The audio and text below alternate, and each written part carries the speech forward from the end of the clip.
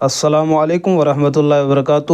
مفتی صاحب، میں کشمیر سے تعلق رکھتا ہوں اور بنارس میں اس وقت زیر تعلیم ہوں۔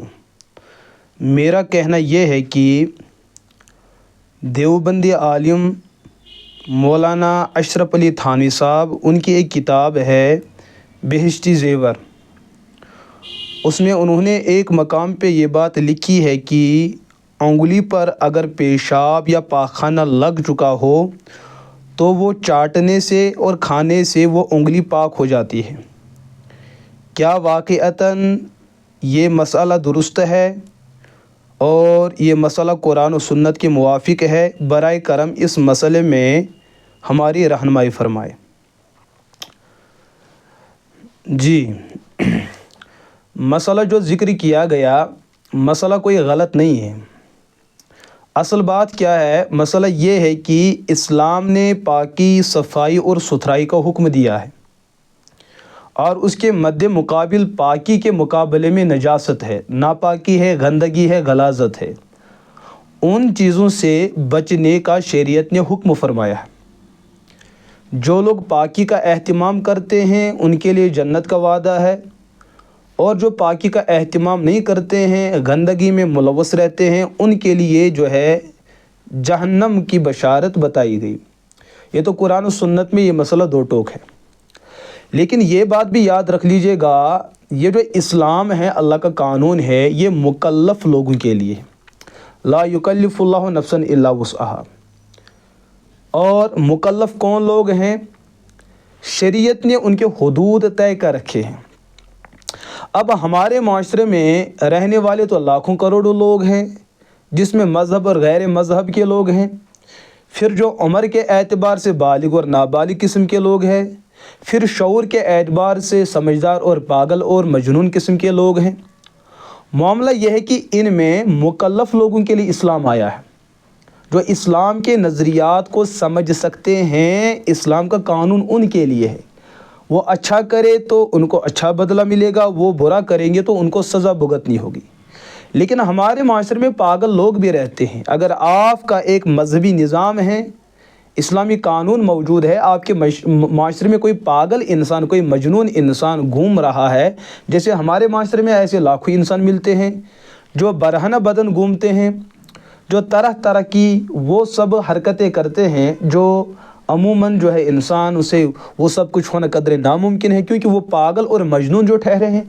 اور پاگل اور مجنون کے لیے قانون ہے کہ ان پر اللہ کا قلم نہیں چلتا ہے، وہ جو کچھ کریں گے وہ قانون سے بالا تر تو نہیں ہے، لیکن ان کو سزا نہیں لگتی ہے۔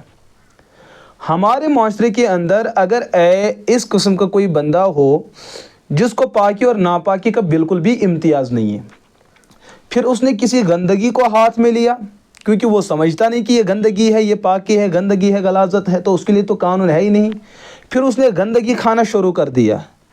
اگر سمجھدار لوگ یہ حرکت دیکھ رہے ہیں تو ان کو چاہیے کہ اس کو روک لے بڑی عافیت اور سنجیدگی کے ساتھ، ورنہ اگر وہ شخص یہ غلطی کر رہا ہے، ہمارے یہاں تو وہ غلطی ہو نہیں سکتی ہے کیونکہ وہ غیر مکلف ہے، پاگل آدمی ہے، لیکن اس نے ناپاکی ہاتھ میں لی۔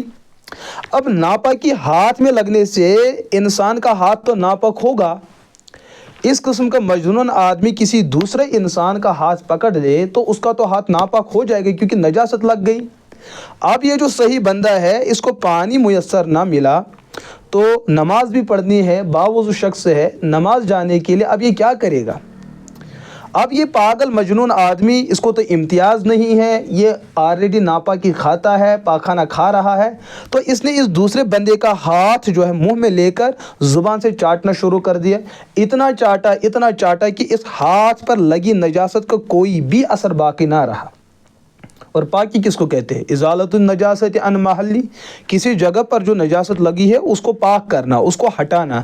اب اس نے جو ہٹایا، لیکن اس نے زبان کو زبان سے چاٹ کر اس نجاست کے اثر کو ختم کیا۔ اب دنیا کی کسی سمجھدار قوم کو بتایا جائے یہاں پر نجاست ہے، جی نہیں ہے۔ جب نجاست نہیں ہے تو یہ جگہ پاک ہے ناپاک؟ شریعت کا قانون یہ ہے کہ نجاست کا اثر ختم ہو گیا، نجاست کا جسم مٹ گیا، اب یہاں پر نجاست کا کوئی اثر بھی موجود نہیں ہے، تو اس کو ہم ناپاک اور نجس نہیں کہہ سکتے، یہ پاک ہی ہے، اسی کو ازالہ نجاست کہتے ہیں۔ اب تھانوی صاحب نے یہ بات لکھی ہے کسی اور عالم نے یہ بات لکھی ہو کہ کسی شخص نے نجاست کو چاٹ لیا تو اس جگہ پر جو لگی ہوئی نجاست کا اثر تھا وہ ختم ہو گیا، وہ جگہ پاک تو ہو گئی، لیکن مسئلہ یہ ہے کہ یہ عمل کرنا درست ہے؟ ہم کہتے ہیں یہ تو پاگل بندہ ہے، پاگل بندے سے یہ ہونا کیوں کرنا ممکن ہے؟ لیکن اس کا مطلب یہ نہیں ہے کہ پاگل کا مسئلہ ہم عام لوگوں کے لیے قانون بنائے، یہ بس ایک حادثہ ہے۔ اگر ایسا ہوا، کسی نے ایسا کر دیا، کیا وہ جگہ پاک ہو گئی؟ یا کوئی سمجھدار بھی ہو، جو لوگ شراب پینے والے ہیں وہ بھلا یہ حرکت کیوں نہیں کر سکتے؟ اب اگر کسی سمجھدار نے بھی یہ کام کیا ہے، ہم کہیں گے کہ نجاست کا اثر ختم ہونے سے وہ جگہ تو پاک ہو گئی، لیکن چونکہ آدمی مکلف ہے، سمجھدار ہے، اس نے یہ جو غلطی کی ہے اس پر حدود تو قصاص نہیں، لیکن تعزیرات کے اعتبار سے اس کو سزا دی جا سکتی ہے۔ وہ وقت کا امیر طے کرے گا کہ اس کی سزا کس نوعیت کی ہونی چاہیے۔